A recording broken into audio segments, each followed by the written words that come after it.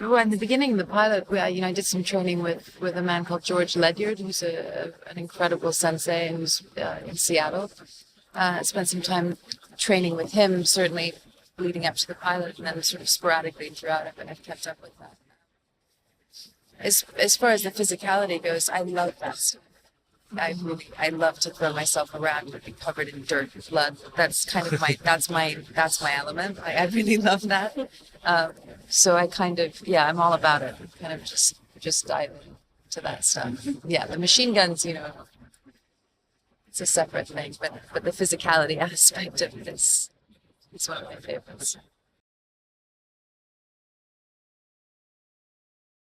It's a great question.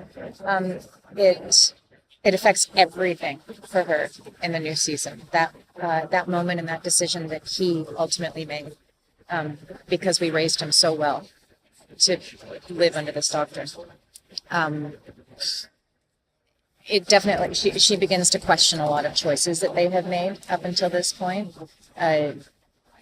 Would he have turned himself in if they hadn't been as effective as they were in raising a good little Nazi? So the heartbreak that exists as a result of that, and the responsibility and the guilt that comes from that, and then trying to protect her daughters and figure out if inevitably she's going to have to face this again with her two other children.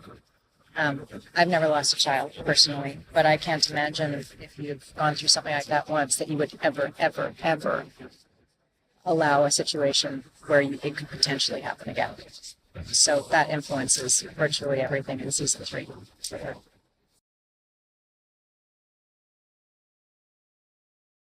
I don't know. Ultimately as an actor, we are our instrument, right? So blood, flesh and bone and tears, snot and all of it. It's all sort of right there. So I suppose we have similarities. But yeah, we do have similarities, certainly. Absolutely. But also very, very different. I'm certainly not as brave as she is. I don't think I'd ever be able to do the things that she does. I don't know, though. I've never been in those circumstances personally, so yeah. You're not as dark and stormy as her. Well, that we share. The sort of ability to mow down, a bunch of people with a gun. I don't really have that. Yeah, no, she's a soldier. She's focused in a way that I fear I would get far too emotionally involved and everything would just stop me dead. Yeah.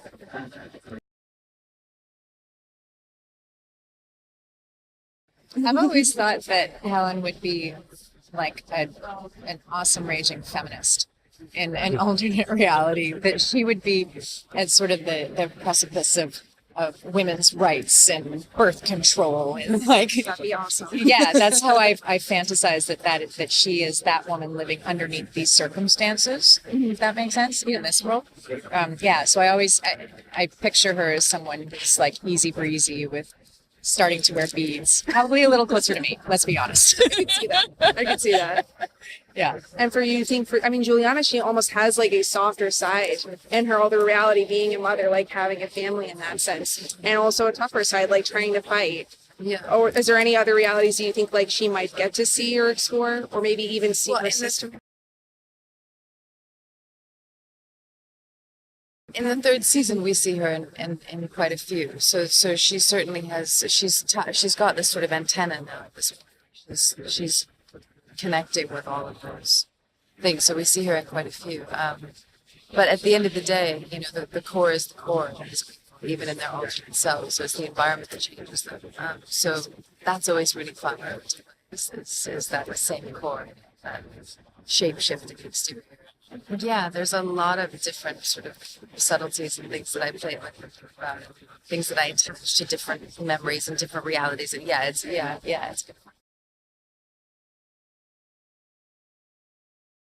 I think because we're storytellers, that's our whole world is to tell a story and all that entails. And there's so many aspects of each story that aren't ours, right? So there's this kind of human creative license that comes into play.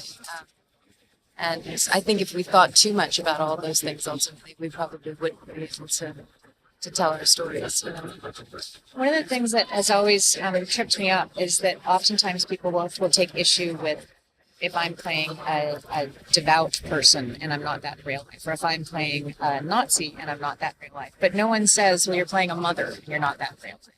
You're playing a lawyer, you're playing, like we use our imaginations and we try and imagine under a given set of circumstances how we might respond. In terms of the responsibility, telling a story for me doesn't reflect an endorsement of those choices or have I hope that it never seems that anyone is telling the story and saying that this is an ideal way to live. I think if anything, we're saying these are the consequences of the choices that have been made by these people under these given circumstances. It's not always good.